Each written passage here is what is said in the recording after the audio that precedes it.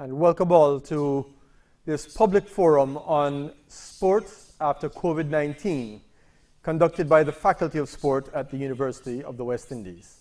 I'm Akshi Mansingh, Dean of the Faculty of Sport, and we've got assembled today a panel which will look at how sport has changed all of a sudden. The first week of March 2020 BC, that is before Corona, nobody had any idea of what was ahead of us. When the lockdown started, many of us figured, well, we'd ride it out and then we'll be back to sport as normal. Of course, we don't know when normal is going to be. And what you found is a cascade of cancellations, postponements, and aspirations that have vanished because, as you realize, sport affects the livelihood and psyche of everybody in the region and probably the entire world. The livelihoods not just of athletes, but of those associated with the athletes, like coaches, support staff, but also the vendors at the grounds, at the stadia, of journalists, of spectators. It is affecting everybody in terms of livelihood, as much as the psyche not only of the athletes, but of the sports fans who've suddenly found a void in their lives. And this has led, in many cases, to a lot of social repercussions as well.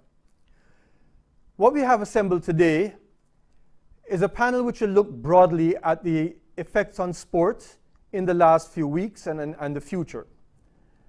We have people from within the Faculty of Sport, and for those who are not aware, the Faculty of Sport is across all campuses, represented by academies of sport. And so we have the head of the Open Campus Academy of Sport, Mr. Kervin Jean. We have from the St. Augustine Academy of Sport, Jamaican Olympian Grace Jackson. From our Cave Hill Academy of Sport, Dr. Rudolph Alleyne, a sports scientist and a sports psychologist. We have from the faculty office, Mr. Daren Ganga, our projects officer, who's well known as a sports broadcaster and, of course, former West Indies captain. From the practitioners, we have the president of the Jamaica Olympic Association, Mr. Christopher Samudra, current West Indian cricketer Nicholas Pooran, and former Trinidad football legend and currently the head coach of the Barbados men's football team, Mr. Russell Latapy. So we hope to start this discussion in segments of sports administration, the effect on athletes, and preparation for athletes.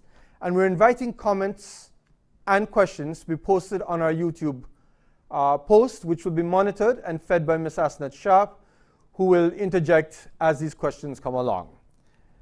Starting the discussion, therefore, Mr. Jean, Kervin Jean, sitting in Trinidad and Tobago right now, you have written a lot of sport policy for many of the governments of the Eastern Caribbean. You've periodized things, you've put things in perspective in terms of how policy should run and their financial implications. What effect does COVID-19 have on all of that planning? Thank you, Dean, and if I may, I think it actually has somewhat of a dual impact in terms of a negative and a positive. In sport, what we have on a day-to-day basis, the operations kind of combat the administrative side of sport because sport does not stop. So what you normally have is a constant to and fro in terms of persons trying to get ready for the next competition, the next quadrennial, the next biannual cycle, or what have you. With this current COVID-19 impact, what it does, it actually gives us a chance to go back to the drawing board. The chance to actually review our operations, identify what is working, what is not working, and what we need to do to deal with, to conduct sport in this current environment and post this current environment. So I think it offers up dual opportunities. On the negative side, operations are affected. However, it does give us the time to deal with the administrative aspects of sport, the things that we don't pay attention to on a regular basis in terms of our policy alignment with our operations, our strategic planning, our annual operations. So it actually gives us an opportunity in terms of this crisis, in terms of going back to the drawing board and redefining how we see sport, how we implement and how we operate our sporting organizations and how we cater to the stakeholders of sport. So from a policy standpoint, that is how I see this current pandemic doing for us right now. Do you see this sort of pause allowing people to reflect, because sport is constantly ongoing? Do you see allowing people to sort of look back and say, well, maybe we've been doing too much or too little and changing their direction from a policy point of view? I think it does, but more so I think what it does, what it actually opens up for us is a pathway or segue into identifying what are the most important areas where our focus should be, more so post this current situation where we need to deploy the resources to have the most impact and for it to be most beneficial to the various organizations and institutions responsible for the implementation of sport mandates across the region. One of the problems we have, of course, is that with limited resources, sport often gets a back seat when it comes to allocations in the budget or even certain importance in social society. Now, this void that we have with the lack of sport due to COVID has shown up a lot of things. How it engages people, even the casual spectators and viewers on TV, how it engages communities, how it engages countries.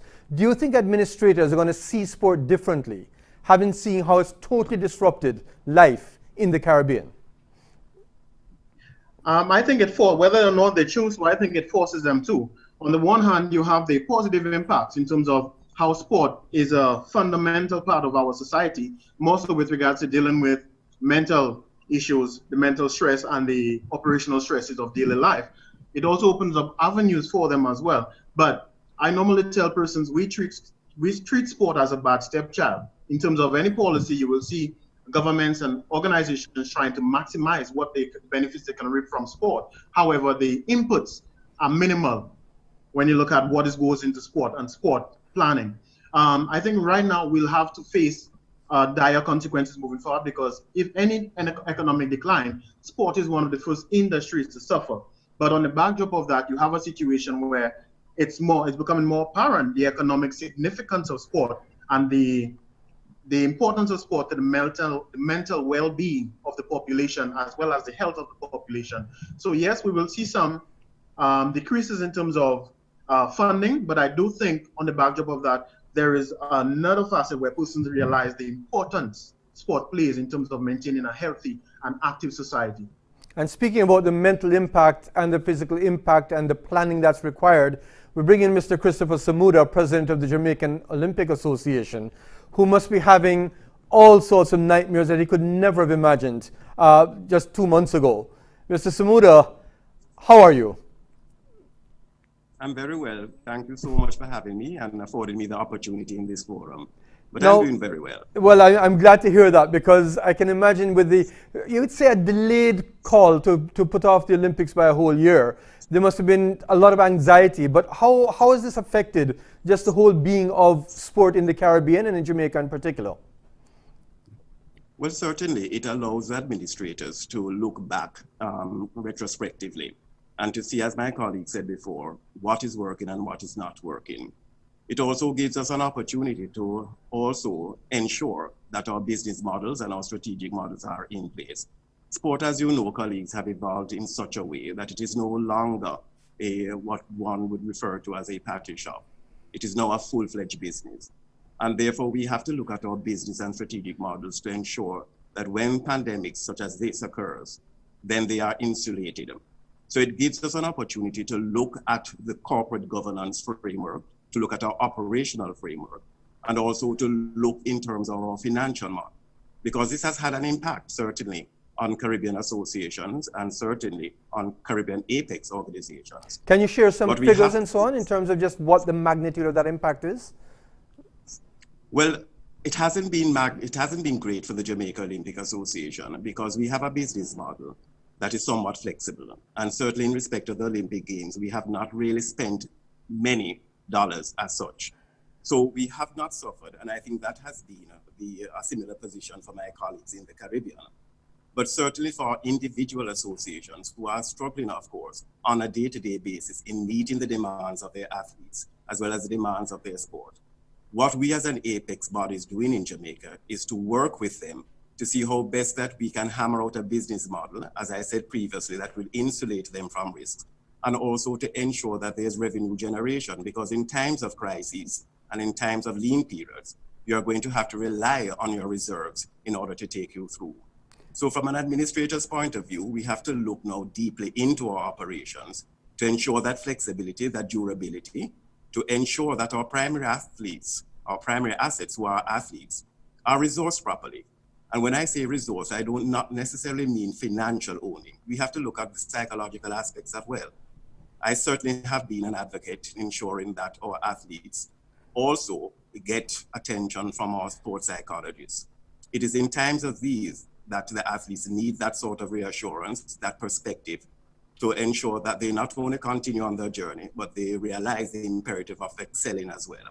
So we have to do our work. Let's get back to the drawing board. Let us look at our organizational structure. Let us look at our strategic objectives, medium to long term.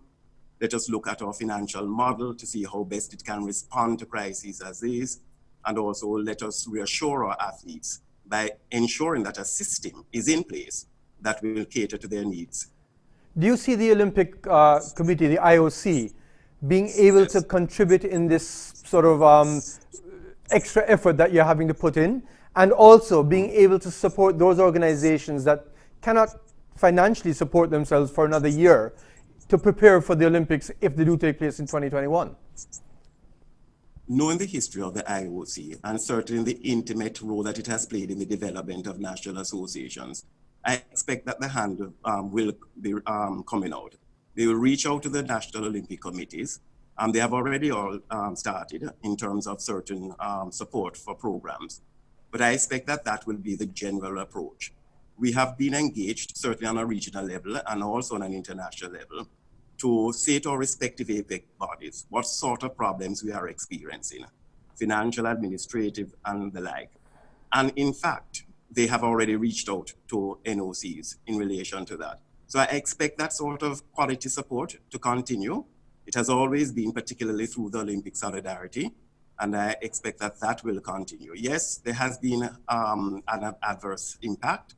I know that the bottom line has been affected, but I think that the business model of the IOC and the reserves that they have should put them in good stead in order to assist the National Olympic Committees. And how difficult is it for planning for an Olympic followed by a Commonwealth game or various world championships of your member organizations? What sort of advice would you give both the IOC and your national bodies? Well, if I may be permitted to be insular, Dr. Mansingh, speaking from a Jamaican perspective, we have realized that the delivery of games is a business undertaking, and therefore we plan way in advance. So for instance, our management team for the Olympic Games, our members were selected 2-3 years ago, and therefore they had their perspective, their operational plan in place already. Certainly we could not have predicted something like this, and therefore it is very important that your operational plans be very flexible. But you have to have your management team in place in order to ensure that seamless delivery of games. And then those cadre managers now will be charged with the responsibility not only to ensure representation at the Olympic Games in as many disciplines as you can, but they're also charged with the responsibility of, from a business point of view, to run the games in such a way that there is a profit at the end of the day and that there is certainly not an hemorrhage of funds. So it's a business plan, it's an operational plan, and it is also looking way ahead to ensure that the organization responds immediately and flexibly to the demands of the time. Well, Mr. Samudra, I feel reassured that you seem to have a good perspective and a lot of damage control. On a scale of 1 to 10, how badly have you been hit by the postponement of the Olympic Games? If I may departmentalize what you said, from an athlete's point of view, certainly the feedback has been tremendous in terms of psychologically adjusting to the postponement and also the anxiety that came with the cancellation of tournaments, meets, and so on. By and large, I have not had any particular case that has been beyond repair. I think most of our athletes have responded positively. So I would say on a scale of 1 to 10, about 4. Which is quite palatable. I'm hoping Absolutely. That the rest of the Caribbean is similar in terms of the effect, and if not, that we within CANOC will be able to reach out to each other to make it a 4 for everybody, if not less. Certainly. It's also affected a lot of athletes around the region. It's affected worldwide athletes. It's affected broadcasters. It's affected just about everybody. As I bring in Daren Ganga, well known now for his sports commentary, but of course someone who's been a professional athlete all his life. The uncertainty of what's happened now and the future, what do you see and what do you make of the future of sport after COVID-19? Daren.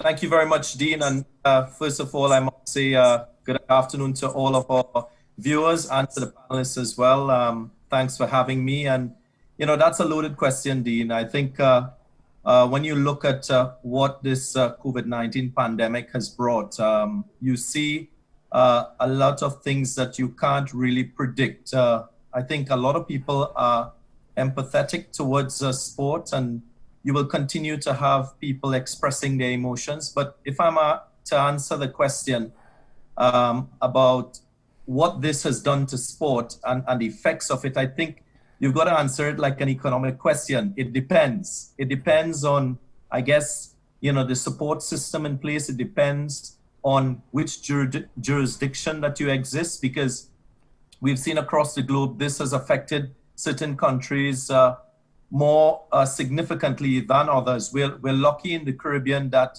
when you compare what has happened as against the UK or the US or even Spain and Italy, we could say that we're very fortunate. So I think what we also have is we will have a lot of persons who will continue to speculate. There will be a phased approach towards getting back to some semblance of normalcy.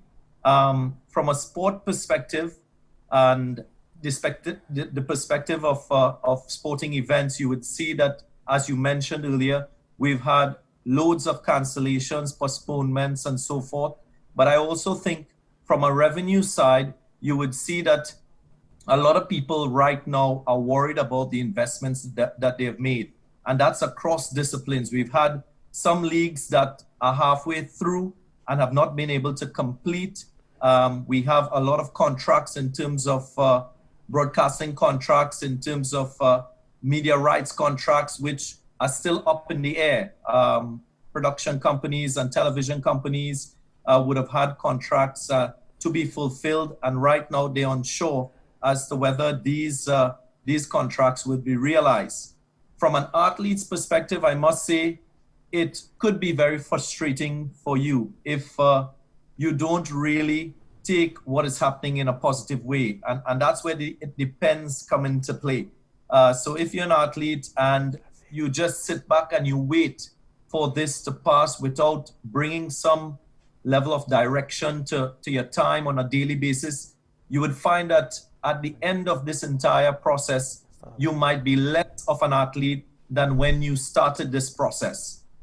My hope is that athletes will continue to set themselves goals, because every single athlete, whether you're elite, whether you're intermediary, you must and you will develop the notion of setting goals. So whether that is from an athletic and physical point of view, you must continue to find a way of pushing that standard forward. I also think that one of the areas that we find ourselves short in, especially as Caribbean people, is in that mental side of the game. If you speak to some of the greatest athletes in the world across disciplines, they'll tell you a lot about the practice of visualization and mental imagery.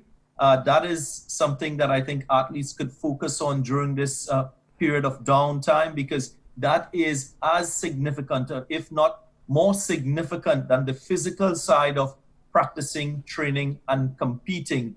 So those are things that you can take into consideration. I think both the consumers of sport, they will be affected. There will be inhibitions in terms of people wanting to go and gather in public spaces to spectate.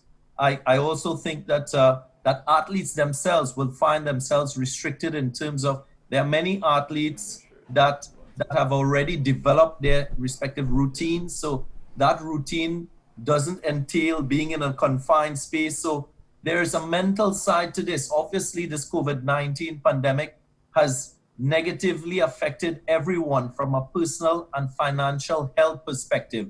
So that has to be viewed in the context of everything in life, your daily living, whatever you do with regard to sport, those things will will now take shape and influence your decision making. So it's there are a lot of moving parts, Dean. You've got to determine what you want to achieve out of this period, whether you're a broadcaster, whether you're an athlete, whether you're a production company or a television company. Well, let's look at broadcasting for a second, because as you would have heard, the Korean Baseball League started back 2 days ago, and they started back in front of an empty stadium. Today, Taiwan, which has had no positive cases for a long time, has started back sport, and in their sports stadia, they're allowing 1,000 people spaced around, but nonetheless, instead of having cardboard cutouts like you have in Korea, in South Korea, you're having 1,000 spectators. Now, as a broadcaster, I know you feed off of the mood of the spectators as much as the mood of the game. How do you foresee broadcasting and spectator-less stadia affecting the quality of broadcast, or what innovations do you see coming in to broadcasting in the near future? Well, Dean, I can tell you first off, I think none of us ever envisaged playing sport, spectating sport, broadcasting sport without spectators. Yes, we've grown to come to accept the notion of revenue and the greatest amount of revenue being generated by television rights, and not necessarily having 60 or 70,000 persons in a stadium. But I think it's something that we've all now have to embrace, because it's part of our survival as a human race. From a broadcaster's perspective, sitting in a commentary box, talking about the activities on the field of play, yes, we recognize that it is a fierce battle out there, but again, at the end of the day, it's entertainment. So whether you're a spectator live at the venue where this sporting event is happening, or if you're remote in another location, I think it boils down to entertainment and interest. And having spectators at the ground, it adds to the overall ambience. If you ask an athlete where he or she would prefer to compete, they will always say in front of a packed stadium. Well, because there is a certain amount of arousal that you get, whether you're an athlete and even if you're a broadcaster. Well, let's do just that. Nicholas Pooran, what does it feel? What do you think it'll feel like if you're in an IPL or a CPL and there was no spectator to watch you? Good afternoon, everyone. Thanks for having me on the show this morning. This afternoon, sorry. To answer that question, it's a big difference. You know, CPL or an IPL where the crowd is 50,000. It's a big difference of 50,000 and 0 people in the stands. You know, when you're in the middle and there's so much a crowd, there's so much energy. You just want to be out there performing at the best level. Sometimes as athletes, we find ourselves when there's no one looking, we kind of drop our standards. And that's, it's very bad for sports. As athletes, we always want to be hyped. We always want to be giving our best. And I think with no one watching, it's definitely bad for athletes. Well, Nicholas, I know in the past we've seen you almost respond to the energy of a crowd, the adrenaline flowing. I think a couple of your sixes were directly attributable to the Trini Posse crowd and their noise. How do you get that adrenaline rush in you now, knowing that you may not have somebody there to shout out and say, we want another one? Well, I guess that's all about being a professional at the end of the day. You know, it's my job to do the best I can do. Normally some players would play for the crowd, build energy from the crowd. We want to entertain. That's our job as well. But now as professional athletes, if we have to play a cricket game with no one watching, we still want to do our best.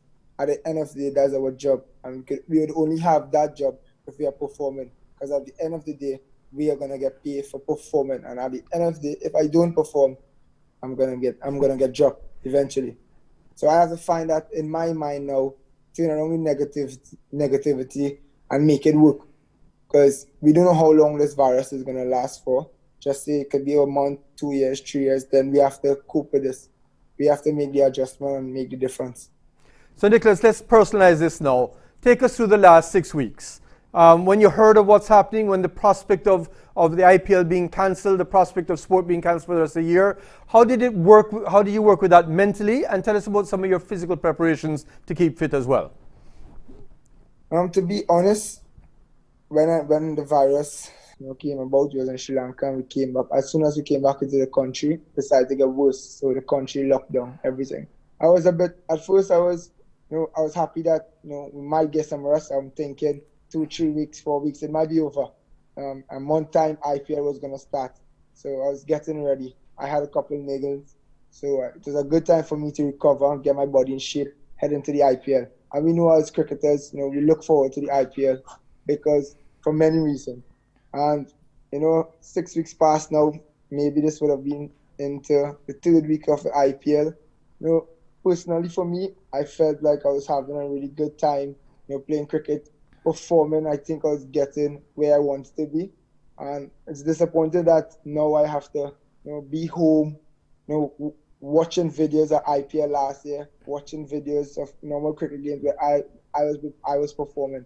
And I feel like this just took that opportunity for me just to continue to show the world what I am about. And negatively, that has impacted me because in my mind now, I know that this is where I'm supposed to be, performing, being where I want to be. And now it's just home sitting, waiting for that next opportunity. I just want to point out to the viewers, Nicholas, that the reason we're saying IPL and CPL is not because we're not disregarding or we're disregarding West Indies cricket, but in fact in the calendar there was very little West Indies activity for you in this period. So I just want to put that out straight. But tell me about your physical preparation. How have you managed within a lockdown of Trinidad and Tobago to maintain fitness, or have you? So I set a goal for myself this year that I want to be fitter. I want to reach at the best I can be when it comes to fitness. We know we have a lot of testings now. So this last 6 weeks, although we may not have the opportunity to go to grounds, go to the gyms, whatever facilities we use, to me, I've been using this time positively. I've gotten some weights. I've been using Zoom, doing some rehab work with Chase Pilgrim therapist. And it's been working really good for me. I'm working on my diet. As I said, I try to turn around this negative situation into a positive situation. Because at the end of the day, I'm just waiting for that next opportunity. And when that next opportunity do come, I want to be ready. We can make excuse and sit here and say that, we don't have facilities to train. But that's just another excuse to me, I believe. So, I remember when we were young, we didn't have a lot of, opportunities in terms of we never used to go to the gym, never used bowling machines, anything like that. But we can go back to those days and remember how we used to enjoy playing cricket in the road, backyard, whatever the case is, and try to do that again, find a love back for the game, and just make it work. At the end of the day, if you have to do push-ups with a block on your back, lift a gas down, try to make it work somehow. So that is what I've been doing, and hopefully this virus can end quickly so we can get back. We absolutely hope so, and especially when we're talking about sport, we always have to remember those who have succumbed to the virus, and it is something which is very, very serious and has affected every country from that respect. So for all the sport and the merriment that we speak of, there's been a lot of tragedy in this. But Nicholas, we're supposed to be talking about the future of sport. Now, there's a proposed tour of the West Indies to England, and whenever that happens, we know that the English Cricket Board is keen to do this because it's been reported that they stand to lose £300 million if that tour does not take place. Some of the things that are being spoken about is going and spending a time in a bubble, so that you go to England, you're basically in quarantine for 2 weeks, you train in the same place that you live, because a lot of the grounds have hotels in them. The caterers, the cooks, everybody is within that bubble, and basically you see nobody, you do nothing else but play cricket, go to your room and go back to the gym, and that's it, all within one space. The idea of going on a tour and not even getting to leave the hotel, what advice do you have for somebody who's about to face that for, say, 2 months at a time? To be honest, normally when you're in Bangladesh and in India, that's all we do, to be honest. It's difficult, but I guess this is a good time to spend some time with your teammates, try to build a relationship, a better relationship with them. Find some team bonding exercises, try to stay as positive as you can. No video games? It's a good time as well. Let's say that again. No video games? You don't carry your video game players? Yeah, for sure. Well, that's number one on your list when we're there to now. But I guess as I said earlier on, you could either look at it negatively or look at the positive side. And I guess we have to look at it at its positive side. And you know, we are professionals, so we have to do it.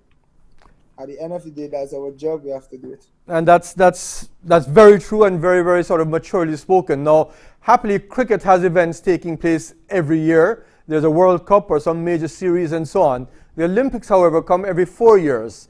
Grace Jackson, Olympian, and I will point out silver medalist to Flo Jo. So take it for what that's worth. Every 4 years, you have in the back of your mind there's an Olympics, and yet there's not one this year. How does that work in the psyche of somebody who's preparing for the Olympics, Grace Jackson? And firstly, have you ever seen or faced anything like this? Thank you very much, Dr. Mansingh. I can't remember in my lifetime that I've had to pause at an elite level, except, of course, when I was not selected for a team. But I was training up to that point in time. This is unusual. COVID-19 is unusual. It is more than just the cancellation of one event. It is the cancellation of any other alternatives that you might want to turn to.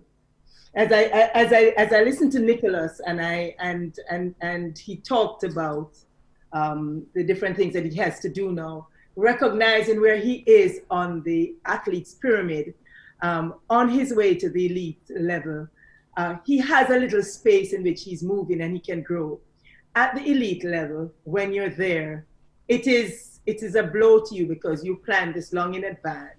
And so you have to reach out for the things that Nicholas has talked about, the things that you did in preparing for these events. And so what are the things that you did not get an opportunity to do in preparing? You said, well, boy, if I had more time, I would. And some of those things are really strengthening particular areas that will move you from being good to great and from being great to excellent. This is an opportune time to be able to stop and reflect and say, what is that thing? What are those things that I did not have an opportunity to do? Because remember, it is a postponement. It is not forever, because you are going to get back to competition. It's a question, not a matter of not doing it, but it's a matter of when. Well, I tell you, Grace, we're gonna ask you a question in a second. I'm actually going to go to some of the comments that we have coming on this live YouTube stream. And when we come back to you, what I want to find out from you, now that the Olympics have been postponed by, say, a year, how do you manage that 1 year? You haven't had your meets in between. You haven't had, some people haven't achieved their qualifying times. How do you get to that? But before we do that, let us take some of the comments on the board monitored by Asnat Sharp. All right, good afternoon, viewers. So far, persons have Dwight Spence. He has appreciated the comments from Mr. Samudra. And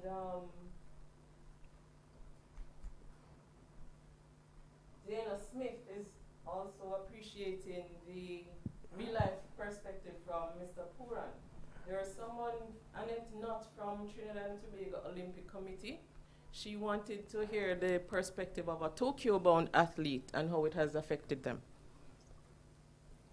Well, comments so far just appreciating the personal perspectives, that of an athlete from Nicholas Pooran, that of from an administrator of Mr. Samuda.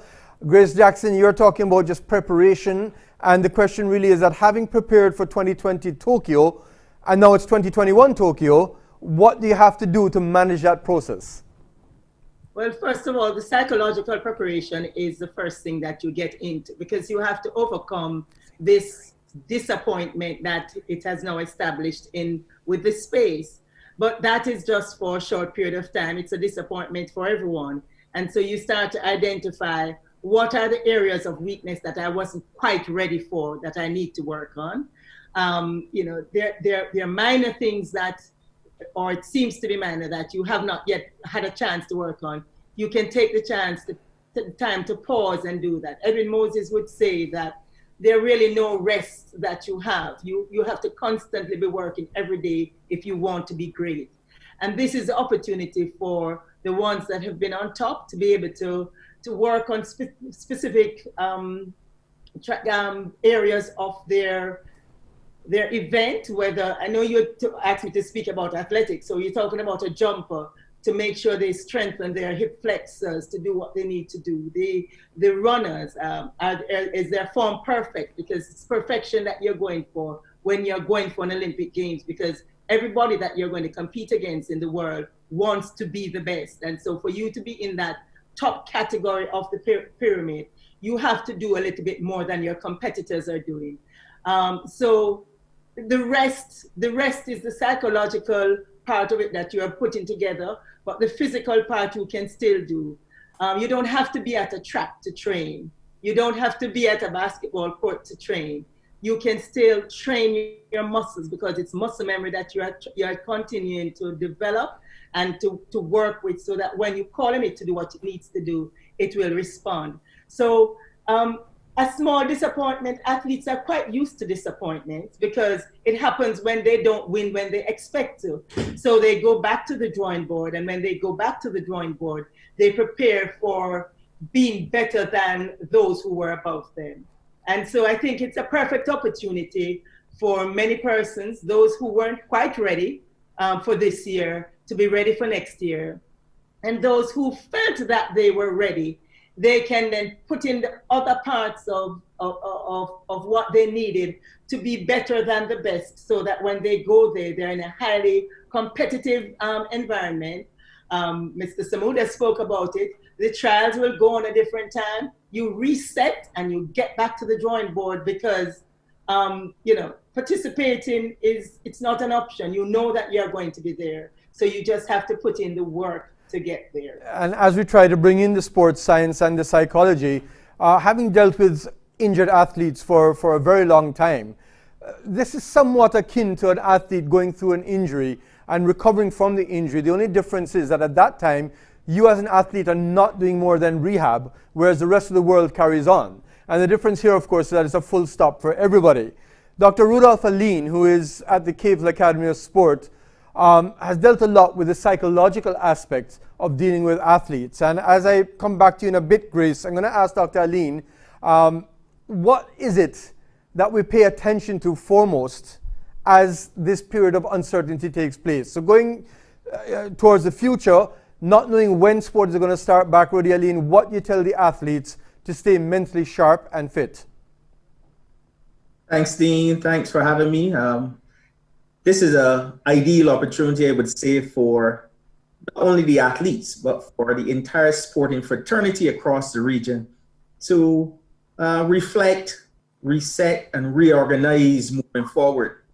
I would say that coming out of this pandemic, sports, or the industry, I would say, can be viewed in the Caribbean as a true bona fide sector for the economy.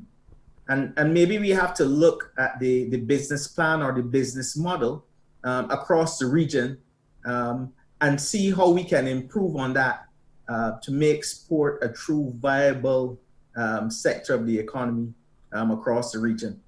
As it relates to the athletes, now is the time for them to really reflect on what they've been doing, to assess what programs they have had in place, see if they're working, if they're not working, and try to reinvent and re-engineer those programs so that going forward, they can really improve and, as Grace said, they'll move it to the next level. So now is the ideal time to be using the psychological side of things. I dare say sometimes we leave that for last, sometimes we don't include it at all. But this is an ideal opportunity where we can really work on the mental skills. We heard Daren speak of imagery and yes, and well, just imagery techniques and so on. Do you want to just share with us what these are and what athletes can actually be doing? Yeah, well, apart from the imagery, imagery is probably one of the most powerful mental skills that can be utilized. You're basically in the athlete's mind, they're basically seeing themselves performing these activities and performing them to the highest level. Apart from imagery, you can work on things like goal setting. You can work on your readiness. You can work on your confidence. But Doc, can you just give us an idea of what imagery and goal setting is? So there's an athlete listening to you right now. What is imagery?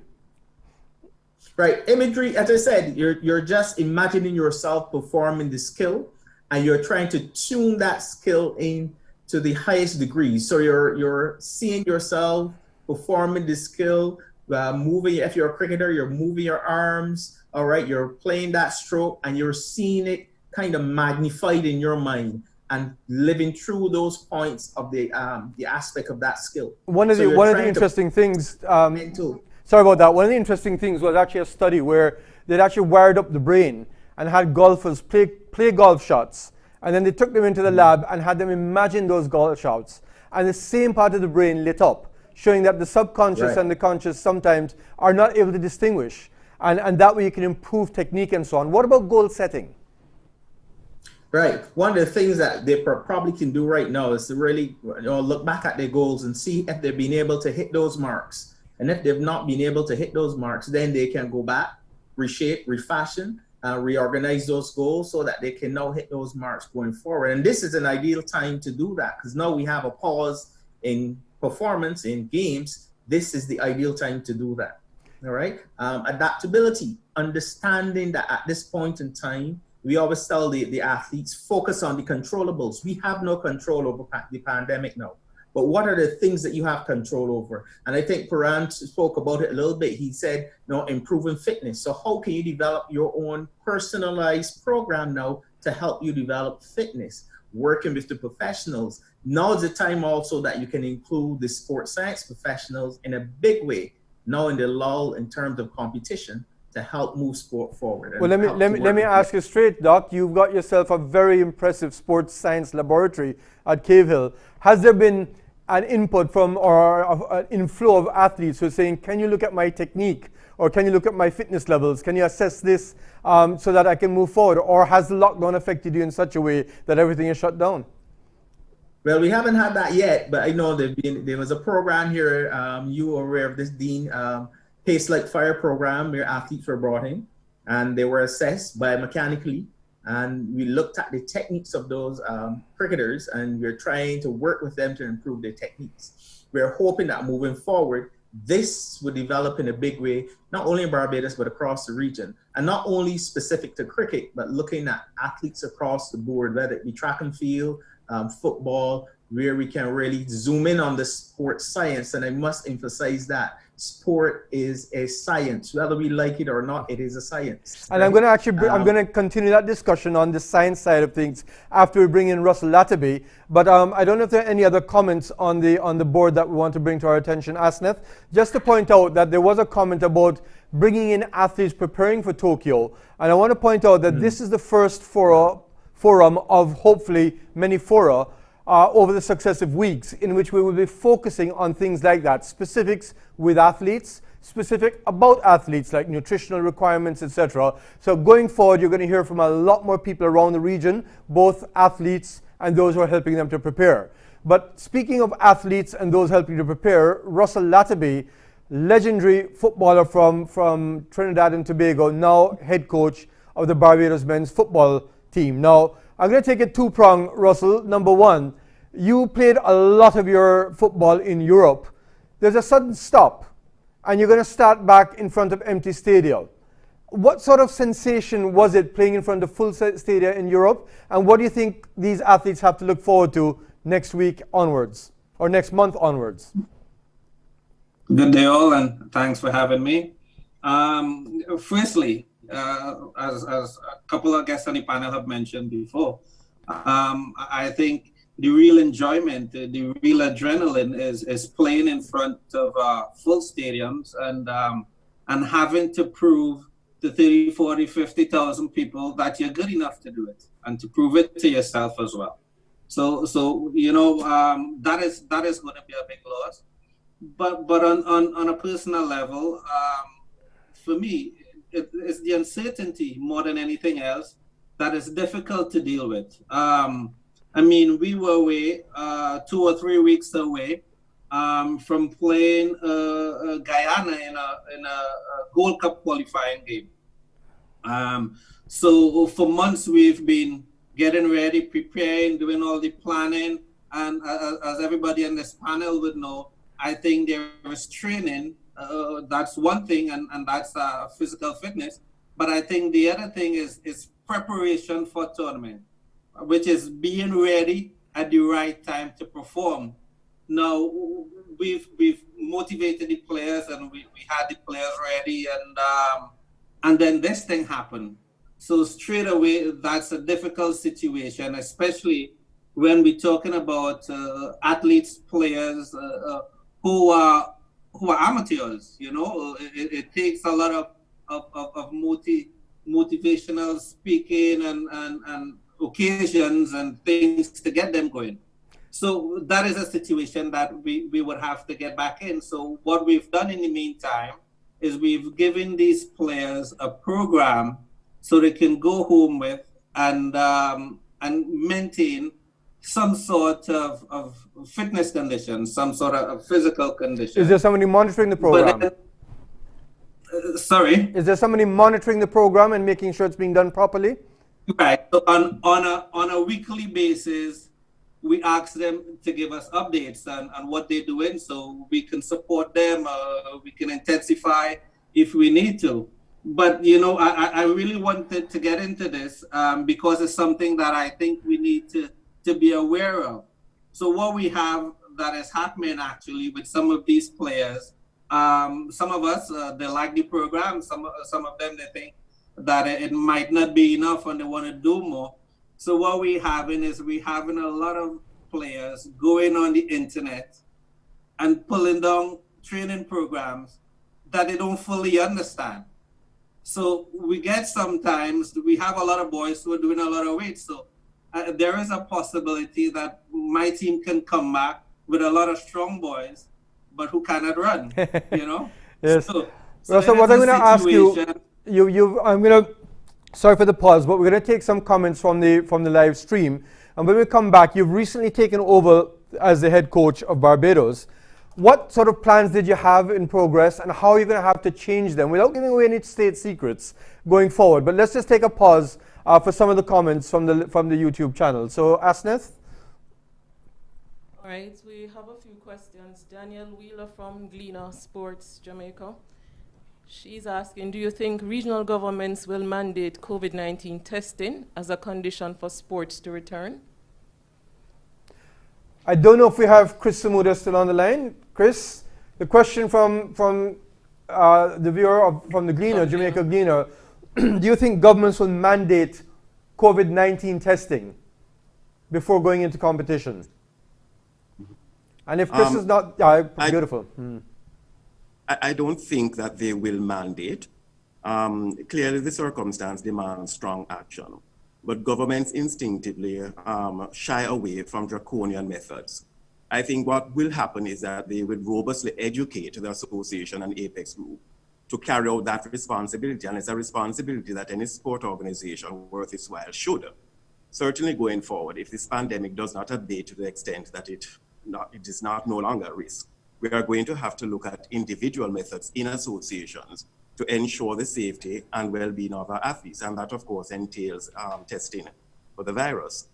So I see associations, and certainly from the Jamaica Olympic Association, we will be encouraging, if this certainly does not abate, our associations, once they get back on the track, once they get in the pool, once they get back on the court, to, with our assistance, try and see if we can ensure the safety of the athletes by doing these tests. Nicholas, as an athlete, would you want to be tested before you leave the shores of Trinidad and Tobago? Of course, you know, it's important for us to do that. Have you seen what the test entails? Nope. I heard Mr. Trump, President Trump, explaining it. It wasn't a very comfortable feeling, but it must be a very comfortable feeling knowing that you're negative. Next question, Danielle Wheeler has a follow-up question. She's asking, how will we treat full contact sports such as football, basketball, boxing going forward when action resumes? How will we treat full contact sports like football, basketball, and boxing going forward? I'm going to open up to the panel just to let you know that in cricket, there's a lot of talk about the cricket ball, which is the main point of contact. And going forward, they're going to be banning things like putting saliva on the ball, using sweat to shine the ball. There's even talk about using gloves for fielding, but we'll see if that will come about. In golf, they're actually talking about return to sport post-COVID, and they're recognizing that the golf ball is only touched by the player himself, and therefore there's no contact. But of course, those are the non-contact sports. What about the boxing and the football, etc.? Anybody from the panel who'd like to take that on? Yeah, Grace Dean, or Daren? I can probably chime in. Yeah, what I would like to say is we're constantly hearing countries talking about that road of recovery for this COVID-19 pandemic. I think there must be a course of action that every government takes in terms of this course of action. The way I see it is obviously a country must dispel that fear of that health concern as it relates to COVID-19. That's, to me, a fundamental signal that they can start looking at other things. And when you dispel that concern of contracting the virus, then you've got to look at opening up and dispelling the social restrictions which countries would have had. That is with regard to social distancing and so forth. And when you look at those two factors, you must also take into consideration the economic impact that countries have gone through. So there is a process that has to be followed, in my estimation, before we could start thinking about sports being played. And the other complicating factor to all of this is that not every country is on the same plane in terms of its recovery. So if you're thinking about international sport, then travel becomes something of a restriction for countries who are still going through that process of making sure it is not a health concern. So that is where I see elite sport being restricted primarily. So in terms of sport and its events, there are certain things that will have to be put in place before you can think about elite sport. But then again, we must also factor in, as Grace would have alluded to, that sport development, it's a pyramid. So it's not only about the elite athletes. We've got a bunch of grassroots practitioners and persons who play sport, and we must continue to develop, to inspire, to keep that passion in these persons, because in 3, 4, 5 years' time, these are the persons who are going to jump in that high performing category and then go into the elite level. Let's take another question. All right, we have 2 education questions, one from Principal Dale Weber. How would the absence of sport in the UWI operation, even for the first semester of 2020-2021, impact education as we expect our students and staff to function? So a question from Principal Weber, Mona Campus. How will the absence of sport impact the education, am I getting that correctly, of students in the first semester? Sounding like if there were no sports, how would that impact education? And I think there are 2 or 3 ways to look at it. Number one, there are a lot of athletes who come to university on sports scholarships. And a lot of their university life is mixed between sport and non-sport. We've heard in Jamaica of some top track and field athletes actually signing to go to the States, and those universities have said that they are starting their program no matter what. Well, that's debatable. Clearly, safety would be first. But the truth is that if somebody is coming to university for the holistic experience of education and sport, there are many ways that you can provide that sporting experience in the first semester. It can be through individual programs. It can be through small group programs where you work on skills training, but you expose them to a coach, you expose them to a trainer, you expose them to facets that will build them into a match-ready person no matter what the sport is and when that sport starts. And then, of course, there's a lot of, if you want to call it camaraderie, that you can have across the campuses by people in fora, in chat groups and so on, just discussing preparation for sport. But in the end, until the governments give the go-ahead for sport, I don't see us being able to open sport the way we knew it on any of the campuses. Another question, Asneth, before we go back to Russell. Right. Are there any plans to introduce academic programs such as Sport for Development that can help persons use sport as a tool to bring about positive change in the lives of the Caribbean? Is that, do you want to identify who said that, or is that anonymous? No, that's from Aaron Pollard in Trinidad. Very, very good question about programs on professional development. And I can tell you through the Faculty of Sport, and especially the Open Campus, we're actually doing professional training programs where we're looking for a program or putting together programs for professional athletes on just how to be a professional athlete. Things you encounter that you may not have been trained formally about.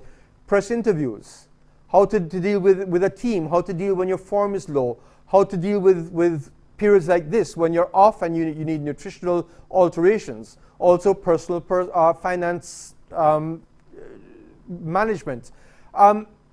Lots of programs that are being put together, and the short answer is yes. Stay tuned on the Faculty of Sport webpage and others, but I'll probably get into that in more detail. But just going to the future of sport, Russell Latipi, you have a squad of 15 footballers, and 12 of them say they want to be tested, and 3 say they don't want to be tested. Do you carry all 15? Absolutely. I think paramount is the safety of everybody. Life goes on after sport, as many of the guests on the panel can say right here. For us, what we've done here is we've made safety the priority. We know that eventually we need to get going again. We're in the process of trying to figure out what is the best way that we can start back. If it's going to be 10, 12 players at a time, we understand that it's going to be a situation that it's non-contact. But we try to make the best of every situation. So again, straight away, I can see that we can do a lot of technical stuff while we are separated. For example, where we're supposed to be in defensively, depending on where the ball are. We could improve on our passing, we could improve on our fitness. So there is a lot of things we can do. But I think it's getting to that point, especially when you're coaching a national team. There are FIFA windows that we need to play on. We know that obviously we've missed the March window, we've missed the June window. The next window is in September. We don't know if that's a possibility.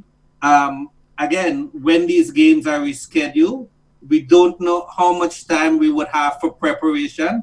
I am guessing we're going to have somewhere between 4 to 6 weeks, and then we have to play. Well, that was one question I had for you, Coach. That assuming that your players are maintaining their fitness and doing their individual work, how long will it take you to get those 11 or 15 to be ticking as a unit? That takes forever, to be honest. We're never happy as coaches. I think you have to be realistic in terms of the team you have and where you can get to and how you're doing at the present time. Fortunately, we have a good bunch of players, and they're responsible boys, and they've been doing their work. So I would like to think that in terms of being competitive, it would not take too long to get us playing. But in terms of being refined to really go and win games, I think that's a different issue. And I'm going to go to Nicholas in a second and ask him how long it'll take him to get ready. But just to finish off on the point we're making there, Coach Latipi, what plans did you have, and how have they been affected with regards to the Barbados national football team? Yeah, like I said, we were 2-3 weeks away from playing against Guyana before this pandemic happened. Right now, we're waiting for games to be rescheduled. What we're doing in the meantime is we planning. So hopefully, once we get the go ahead, we can start executing. Nicholas Pooran, how long? Sorry, Daren. I was just asking Nicholas how long it would take him to get ready to match fitness. Sorry, I lost you there for a minute. No, I was asking Nicholas how long it'll take him, he thinks, to be match ready and match fit and ready to go. We seem to have a little break there. Daren, you're saying something? Yeah, I wanted to ask Russell about the reality that we've found ourselves in when it comes to sporting leagues which would have already started pre-COVID-19, and this pandemic has brought a premature end to certain leagues. I mean, if we can use football, Liverpool is poised to win the Premiership. What's your take in terms of sport administrators and the direction they should take for leagues like these, which would have started and which would have been affected by this global pandemic? Should they, terminate? Is there a propensity to continue this league? What would be your decision in circumstances like these?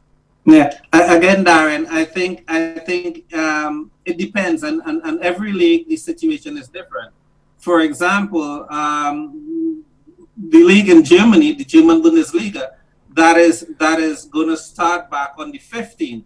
So they've put measures in place where they're quite comfortable that they can get going again.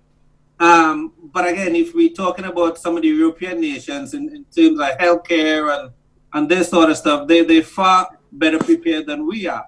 I think it would take us a little longer down in this region to get to a place that we feel comfortable, that we can get young kids back out to represent their country with putting their lives at risk, really. So I guess, Daren, that depends on the individual countries and the situations that they have in place and safety and facilities as well. That's another thing that we have here. They're talking about in the MLS, for example, that they want to get the teams to one particular state and they stick all the players in a hotel and they get tested before games and after games, and they want to finish the league in 1 month. I mean, they have the means to do stuff like this, right? I think down here, that is not going to happen in that way. And I think we just have to take precautions and do what's best. Firstly, safety. And secondly, if we can get some of these young men and women back out on football fields and pitches and stadiums, so they can do what they do best and continue to progress and live by. More questions from Asnith? All right, there is a question from Vinod Maharaj asking for an update on Cricket West Indies coaching education programs at UWI, where we're at and what's next. So as you would have realized, that Cricket West Indies and UWI, through the Faculty of Sports, are putting together the level 2 training programs for coaches around the West Indies. They've run, I think, Daren, about 4 or 5 of them already, and there's talk about setting up a level 3 coaching as well. Now that has been put on hold, and in fact we're looking at ways that we can start doing it virtually to some extent. But as you realize, a coaching program requires a lot of contact, and face to face and otherwise. Therefore, what we're looking at is what aspects can be held. And Daren, maybe you can give a bit more details on that. Sure. It's a MOU that was signed with Cricket West Indies a couple years ago, so that the University of the West Indies partners with Cricket West Indies to help and assist with the coaching certification program. For those of you who would have probably been part of previous coaching certification in the West Indies, Cricket West Indies would have engaged Cricket Australia and at times the ECB to conduct coaching certification programs here. They have now made the decision to develop its own coaching certification program in partnership with the University of the West Indies. So that has led to the development of a level 2. Cricket West Indies was very comfortable with its foundation units and its level 1. So they partnered with the University of the West Indies Faculty of Sport and developed the level 2 coaching course, which was rolled out in 2019. There were 4 courses rolled out throughout that particular year, and they were embarking on developing the level 3 for 2020. Now that is put on hold. There is a new coaching manager who is in charge of that aspect of Cricket West Indies, and discussions are ongoing in relation to the level 3. So very soon, Cricket West Indies will have its complete complement of level 1, 2, and 3 in terms of its coaching certification program, and that should be accessible for everyone in the West Indies and even in the Americas. Question again, Asnith? What would be Mr. Russell Latap's recommendation to the organizers of the Football Premier League in Jamaica re their desire to continue the league in June or July? Who is that from? Anonymous. I think in the Caribbean here we have a lot of issues. Again, I would say that I think that safety first is the way to go. If I look at the situation with a lot of local players that we have in the Caribbean, when I say local, I mean the Caribbean here, is that I have players, for example, who travel to come to training. It's not players who own their own transport and all that sort of stuff. So I think if the league has to start back in Jamaica, I think these are issues as well, safety issues, that they have to take into consideration and see if it's feasible for the league to start back. I think there is a possibility that football in the region would start back. I just don't know if June would be too soon. Grace Jackson, just want to ask you, for those athletes who run on tracks, how much time would they need on a track before they could be competition ready?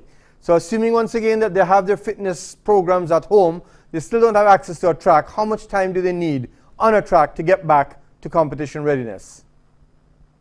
It depends on, it clearly depends on what event you're talking about, and two, the level of the athlete. So remember again, I go back to the pyramid, because when you're talking about persons competing at a world championships at the high level, it's two sets of athletes that you have. You have those that are medal ready, and you have those that are the potential of making it to the finals, etc. All are important, and all are towards the whole. And so it depends on where they are. It depends on the mental state as well of the athlete. I mean, we have talked about that so much, but that is really, the mental state of the athlete is a big part of what result you are going to get. Because you could be very, very fit, but you're not mentally ready. I hate to call a Safa's name, but let's say that they're ready in every other way. How much time do you need on a track before you can go and run your races? I know the propensity for injury is great if you just suddenly start on a track and put 100% on it. Well, if you're a sprinter, yes, but if you're a long distance runner, no. So it depends on what event that you're doing. So a sprinter will need to be able to have enough time. They don't have to be on a track. They could be on the grass, because grass training is also great. So they could be doing some training on the grass and then turn it to the track. Now, race readiness is different from fitness. So race readiness means you have to compete, you have to be able to be doing the times that you expect to do in the race. So some of the coaches will give you these time trials in practice and to see where you are. And then they can determine, well, you're not quite ready yet. You need to come back in, and we need to get another 3 weeks on. So it really is, I can't say to you, it's going to take 3 weeks to get ready, because it really depends on where the athlete is, the stage, the objective, and the times that they are recording when they're doing time trials. So it depends on all three of them. We have a few more questions, but what I'm going to do is this. I'm going to go down the panel and ask everybody what one positive innovation is going to come out of this pause from COVID. But we'll take one question, we'll go down half the panel, we'll take the other question, go down the other half of the panel in the order that we went. So, question, Asnith? From Dwight Spencer of Jamaica Wrestling. How have any of your sporting associations and institutions strengthened their force majeure policies and procedures? So I think this goes to Mr. Samuda. Just repeat it for him again, please. How has any of your sporting associations and institutions strengthened their force majeure policies and procedures? The Jamaica Olympic Association has emphasized that from a policy point of view, you have to have policies in place in your organization. Sadly, our sporting associations, I think across the Caribbean, are very deficient in this respect. So policy making, your risks policies have to be in place. And those risk policies, of course, will stipulate the measures that you will take when something like this happens, a pandemic hits you. But what we also have said to our sport associations is that, don't forget, the athlete is the primary asset of sport development. We all would not be in this forum if were not for the athletes. So the athletes must take your central stage, and therefore your risk policies must address questions of psychological development, emotional development, and also physical development. As an association, clearly, when you have assets, so for instance, if you have a playing field that you own, if you have, for instance, a house which will be able to have revenue generation methods like press conferences and so on for third parties, then those risk policies will also have to come in place, because revenue generation is very critical when, as I said previously, you experience a period of lean. Those are the reserves that are going to help you through the lean period and get you back on your feet quickly. So it's a question of policy making. It's a question of your legal framework of the association to ensure that you not only have that provision in place, but that when it becomes operational, it is only it's functional, it's practical, and it derives a benefit for the association at the end of the day. So going down the first half of the panel, one positive innovation that may come out of this Corona break, starting with Kervin Jean. Thanks, Dr. Mansingh. I think one of the most positives we can look at from this is business process reengineering. A lot of the administrations, a lot of the governing bodies, associations, and ministries have to go back to the drawing board and look at how they operate, their expenses, their expenditures, and how exactly they're going to operate in a period of financial constraints, because this will affect the finances of most administrations. So now we have a lot more to do with a lot less. So we'd have to be more efficient in our operations. Ultimately, what it will do as well, it will open up segues for capacity building for existing staff, as well as complete redesign of the operations and how these operations are transacted across those organizations. So I think that would be one of the major importance. Yeah, quite agree with that. That's a big one. But also the developmental aspect of sport, where we look at sport at the grassroots level. Thank you, Chair. Chris Samuda, one positive takeaway, one positive innovation. Well, I think, as my colleague had said previously, business reengineering. But from a legal perspective, a lot is going to have to be done in policy making, in ensuring, in attenuating the risk. So I expect from this crisis, apex bodies and sporting associations will now look at policy making so that to minimize the uncertainty when we are going through this pandemic. We have competitions that are apace. One team is just one short of a match from victory. What occurs in that? So it's a time for us to innovate in terms of policy and in terms of our rules and regulations that affect the games and affect also our players. Nicholas Pooran, we'd lost contact a bit ago. One positive impact, even personal, from this entire experience.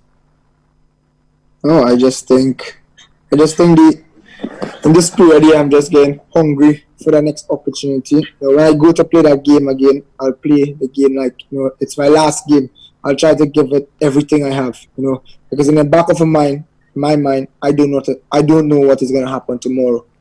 So, see me putting in more work than you'll normally be seeing in me. And I just think that, other players would do the same as well. I think for those who have heard it, the passion that you speak with is very inspiring for young athletes. But suppose that next opportunity is in 6 months. Do you think that will just diminish that flame a bit? I believe that, I can't say, but I know my routine every single day is, every morning I wake up, I'm waking up with a purpose. I have something to do. I know I have to get it done. Because as I said, the 6 months could be next week or the following week. So I'm just going to make up my mind every single day and every week that, next week, the opportunity might week come. By week. I'm going to be ready. Next question from Asnith, and we'll go back to the rest of the panelists with the same question in a second. Daniel Giller from Gleanoff. Do you believe that the future sporting events will require insurance policies similar to Wimbledon as a result of COVID-19. So do we think that they'll need insurance policies similar to Wimbledon because of COVID-19? We have a legal mind in our midst along with an administrator. I think Mr. Samuda, any comments on that? I'm sorry, could you have the question repeated? So the question was, do you think that there'll have to be further insurance policies taken similar to what Wimbledon does with regards to COVID-19? Just the whole issue of insurance. And for the listeners, I want to point out, we're talking about insurance for the associations, we're talking about insurance for the spectators and for the athletes. No, absolutely. This pandemic crisis will let us look at our insurance arrangements in a very holistic way. As you may be aware, Dr. Mansingh, the insurance athlete plan that we have in place was birthed in 2016. I had the privilege of chairing the committee which brought it into being. And insurance is a very critical aspect. And it is something that affects not only players, but as you had mentioned before, the game itself and also the organization that is delivering the game. So certainly going forward, I believe that insurance arrangements are going to have to be refined. And certainly from a legal perspective, they must be refined to ensure where the liability is, where it lies, and how it is going to be treated by the respective parties. Brilliant. Going back to our positive innovation because of this COVID crisis. Grace Jackson, what's your input? I wanted to just add something to what Mr. Samudra said. The fact that we are going to be looking at insurance means one of the requirements I think that we're going to need to have is that all athletes need to be tested for the virus before you get into competition, because I think that's going to be a very important part. And we are going to have to find a way, similar like how they have done it in the States in terms of the NBA players, most of them being tested because they know they're going to get into play. So you have to have some clearance. I just wanted to add that. In terms of the other question that you asked, Dr. Mansingh, I believe that this is really a positive impact on this, is that athletes are becoming more conscious now of what it is that they need to do to be the best. The pause has really given them a chance to stop and reflect and says, oh my goodness, if I don't ever do this for the rest of my life, what happens? And so I think their attitude about going into post-COVID and what they have to do is going to be significantly different than how they probably were before this happened. Dr. Alleyne, Rudolph Alleyne, from a sports perspective or a personal perspective, a positive innovation from this post-COVID sports scene. So coming on the back of what Grace just said, very, very well said. I think there's going to be greater opportunity and accessibility of sports science professionals to our athletes, particularly at the elite level. So there's going to be a greater focus and inclusion of the sports sciences for the development of sport. I think we'll see that moving forward. And I'd like to invite athletes to ask, because every territory has some amount of sports science available to them, which they perhaps don't know about, and it's something that they can avail of at this time. Coach of Barbados men's football team, Russell Latterby, any positive innovation coming out of this?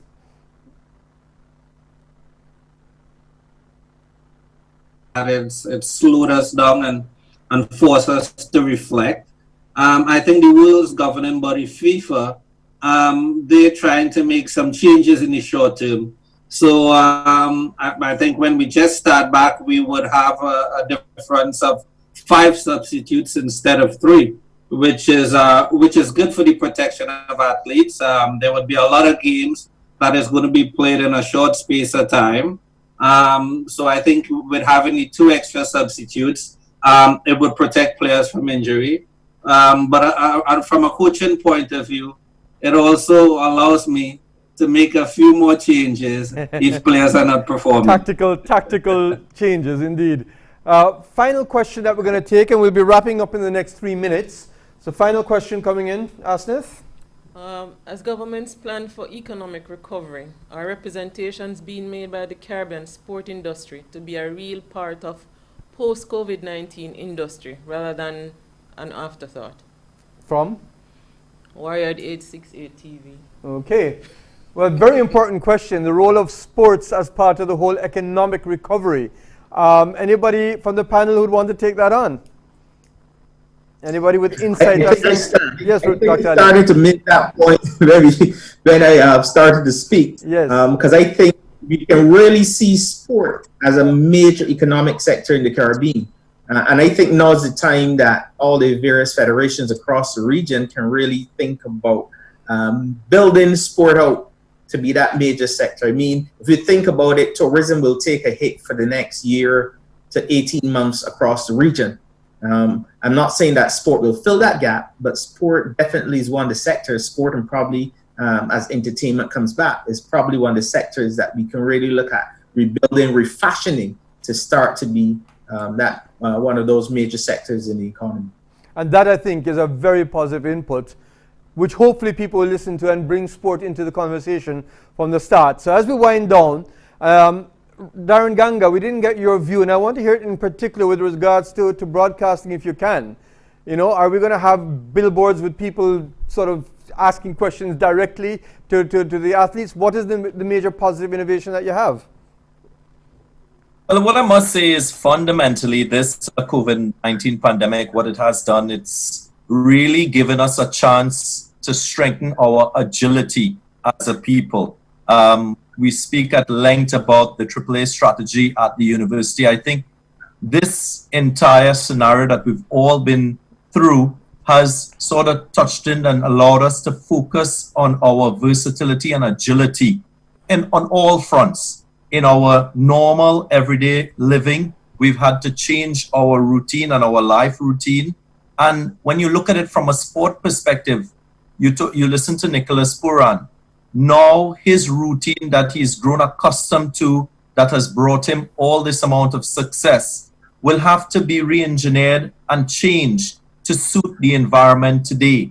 A lot of persons would be accustomed to doing things. We know how important routines are to sport and high performance. So that to me is the most important thing. And if you look at it from a broadcasting point of view, already we are seeing changes in the landscape. You're seeing many more persons doing things, innovative things. The Caribbean Premier League most recently would have done something called CPL Live, where they took a game from the past, muted the commentary and the commentary done back then, and had fresh voices and fresh commentary over that game to bring entertainment to persons today. So that's the type of creativity and innovation, and that has all come about because this COVID-19 pandemic has pushed us to be more agile as a people.